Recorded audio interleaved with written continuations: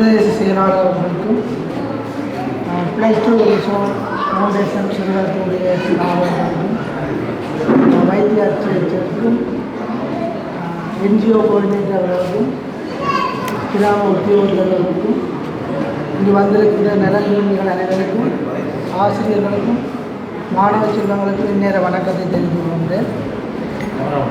ஜீவ ஊற்று அன்பிங்கரம் அமைப்பானது ஃப்ளைட் டூ ரிசோர்ஸ் ஃபவுண்டேஷன் நிறுவனத்தில் அமைந்து தென்னை மெரவாடி என்கின்ற கிராமத்திலே 4 இல்லங்களை அமைப்பதற்கான உதவி திட்டங்களை வழங்குவதோடு இந்த நிறுவனத்தோடு நம்முடைய பயணம் ஆரம்பமாகிறது.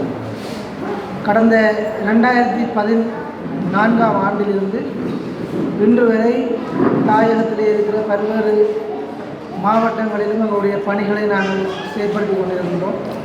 அதன் ஒரு கட்டமாக வீடுகளை இழந்து அல்லது வீடுகள் இல்லாது இருக்கின்ற உறவுகளுக்கான வீடுகளை அமைத்து கொடுப்பதற்கான உதவி திட்டங்களை வழங்கி வருகின்றோம்.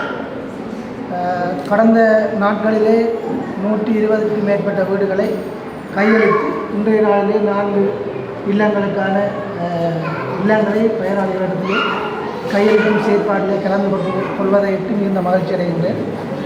ஜீவ ஊற்று அன்பிங்கரம் அமைப்பானது வடகிழக்கு பகுதிகளிலே பாரிய வேலை திட்டங்களை மேற்கொண்டு வருகின்றது. மருத்துவ உதவிகள், கல்விசார் உதவிகள், வீட்டு திட்டம், கிணறுகளில் வழங்குதல், வாழ்வாதார உதவிகளை வழங்குதல் போன்ற செயற்பாடுகளை முன்னிறுத்தி நமது அமைப்பு செயற்பட்டு கொண்டிருக்கின்றது. அந்த வகையிலே இன்றைய நாளிலும் இலங்கையில் மிக தொன்மையான ஒரு கிராமத்திலே நம்முடைய பணிகளை மேற்கொள்வதையிட்டு நம்முடைய நிறுவனம் சார்பாக மிகுந்த மகிழ்ச்சியை தெரிவிப்பதோடு தொடர்ந்து வரும் நாட்களிலே இந்த பிரதேசத்தில் இருக்கிற ஏனைய உள்கட்டுமானம் சார்ந்த செயற்பாடுகளுக்கு என்னுடைய பங்களிப்பை வழங்குவது தொடர்பாக நான் என்னுடைய அமைப்போடு கலந்துரையாடி மேலதிக செயற்பாடுகளோடும் இந்த கிராமத்தோடு நாங்கள் இணைந்திருப்போம் என்பதை தெரிவித்துக் கொள்வதோடு மேலும் ஜீவ ஊற்று அன்பிங்கரம் அமைப்பானது இந்த வருடத்திலே 10வது ஆண்டை நிறைவு செய்வதையிட்டு மேலதிக வேலை திட்டங்களை நாங்கள் நடைமுறைப்படுத்த இருக்கின்றோம். அதன் ஒரு பகுதியை இந்த பிரதேசத்திலும் நாங்கள் மேற்கொள்வதற்கு ஆவலாக இருக்கிறோம் என்பதையும் இந்த இடத்தில் தெரிவித்துக் கொள்கிறேன்.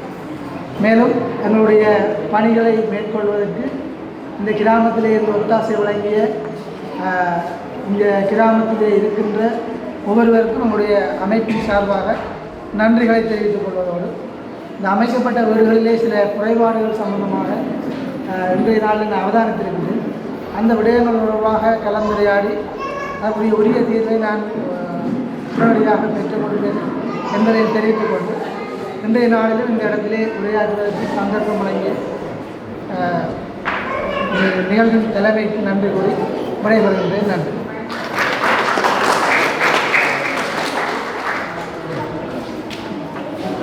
உரையை ஆற்றிச் சென்ற அவர்களுக்கு நமது நன்றிகள்.